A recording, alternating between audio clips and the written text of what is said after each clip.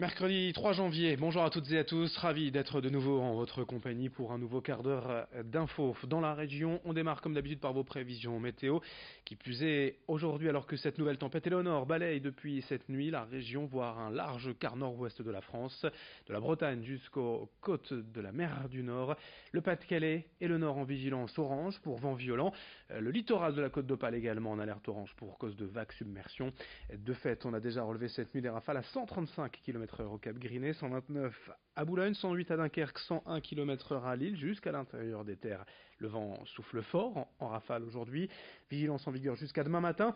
Et sur le littoral, attention, c'est jour de grande marée, coefficient de 106 aujourd'hui, marée haute à midi 32 à Boulogne, d'où le risque de vagues submersion sur la côte. Soyez donc très prudents lors de vos déplacements aujourd'hui. Également, si vous souhaitez admirer le spectacle de cette tempête, pour les amateurs de belles images et de photos, soyez quand même très prudents. Près de la mer, côté ciel évidemment, le temps sera très perturbé, des nuages, des averses toute la journée, mais des températures plutôt élevées pour la saison, de 10 à 12 degrés prévus aujourd'hui dans la région. Directement liée à ces conditions météo, une partie de la toiture de l'église de Marchienne dans le nord, entre Douai et Orchy, s'est effondrée ce matin à 4 heures. Une forte rafale a fait envoler une partie de la toiture qui s'est effondrée plusieurs dizaines de mètres plus bas sur deux voitures. Heureusement, pas de blessés à déplorer, des dégâts matériels uniquement. Et pour déblayer tout cela, la route départementale entre Somain et Orchy, traversant Marchienne, est coupée à la circulation. Depuis quelques jours, une information qui fait le tour des médias nationaux dans la région.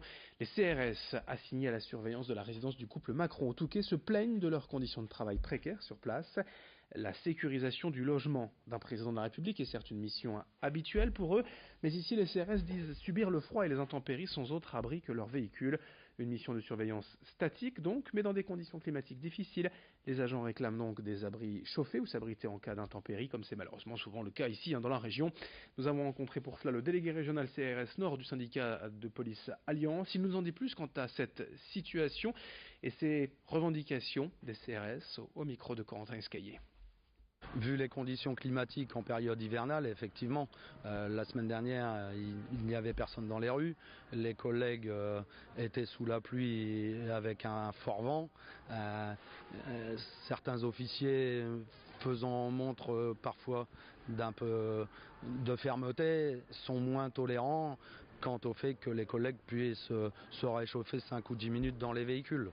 Donc il faut trouver une solution afin que les collègues puissent assurer la mission les pieds au sec, si on peut dire, en période hivernale. Autre info, la région des Hauts-de-France et l'entreprise ADECO ont récemment renouvelé leur convention. On signait déjà l'an dernier pour le développement des CDI intérimaires. Ce type de contrat permet en fait aux agences d'intérim d'embaucher des demandeurs d'emploi en CDI qu'elles vont ensuite envoyer en mission chez leurs différents clients. Le travailleur signe donc un vrai contrat qui précise sa rémunération, son temps de travail, lui ouvre droit au congé payé, lui permet surtout de sortir de la précarité liée au contrat d'intérim ou encore CDD. En un an, depuis la signature de cette convention dans la région, déjà 600 personnes ont signé ce genre de CDI intérimaire, des demandeurs d'emploi qui ont pu également suivre des formations dans divers secteurs d'activité. Explication au micro de Céline Huret. Quand vous arrivez à coordonner le public et le privé, vous avez plus de moyens mis en œuvre.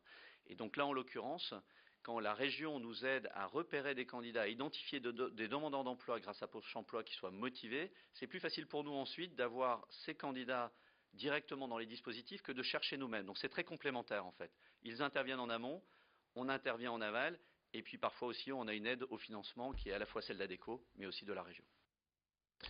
En bref, dans cette édition, la suite des déboires des enseignes DLB après la faillite brutale de ces sociétés et de l'entrepreneur belge André Delcroix, dont DLB Meubles et DLB Cuisine à Capelle-la-Grande près de Dunkerque. Les sociétés en question ont été perquisitionnées hier par la police dans le cadre de l'enquête judiciaire. Pour rappel, une association de défense des clients victimes de ces sociétés a été mise en place il y a plusieurs semaines. En bref, toujours à Boulogne après la mort d'un adolescent de 17 ans, Florentin Butel, le week-end dernier, sur la route allant de Terre-Linctin au chemin vert à Boulogne. Le conducteur a été mis en examen pour homicide involontaire avec délit de fuite. Les 4 passagers de ce véhicule en cause mis en examen, eux, pour non-assistance à personne en danger. Une marche blanche en hommage au jeune garçon a lieu cet après-midi à 16 heures devant l'Intermarché du chemin vert à Boulogne. Dans cette édition également, une question envoyez-vous encore des cartes de vœux pour souhaiter à vos proches, à vos amis la bonne année?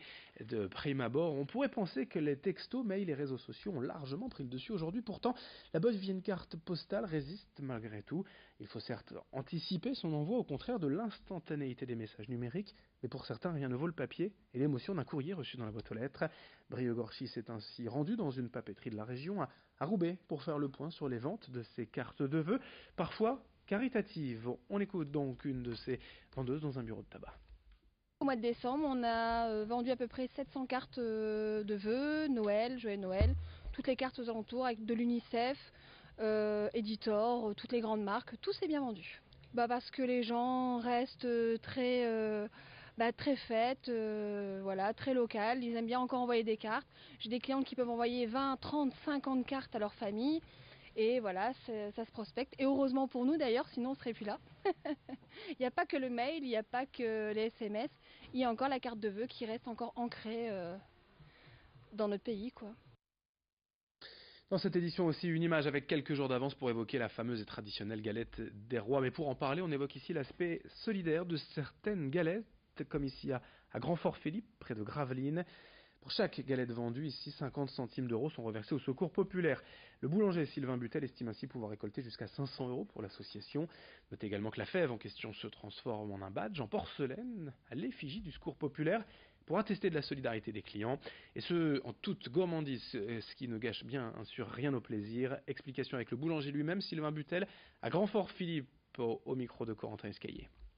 Chaque galette qui soit vendue, je reverse 50 centimes par galette vendue au secours populaire. La galette au départ c'était le partage, donc c'était une idée et avec le fabricant de fèves, comme il s'occupait du principe, c'était plus facile. En principe au départ c'était comme ça, on gardait une part pour donner donc ça reprend le même principe. Allez, pour finir, je vous rappelle quand même, le Nord et le Pas-de-Calais en vigilance orange pour cause de vent violent. Des rafales à 135 km/h relevées cette nuit au Cap Griné, 129 à Boulogne, jusqu'à 108 km/h à Dunkerque et 101 km/h à Lille. Jusqu'à l'intérieur des terres, le vent souffle fort. Des dégâts un peu partout, du littoral jusqu'à la Sambre à Vénois. Des lignes électriques coupées, 15 000 foyers sans électricité ce matin, des arbres déracinés.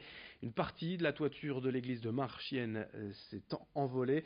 Un arbre s'est également effondré sur la cabine d'un poids lourd, heureusement sans gravité cette nuit à Éperlec près de Saint-Omer. Bref, pas mal de dégâts. On en reparle tout au long de nos prochaines éditions. Merci à vous d'être avec nous. Merci de votre fidélité. Très belle journée.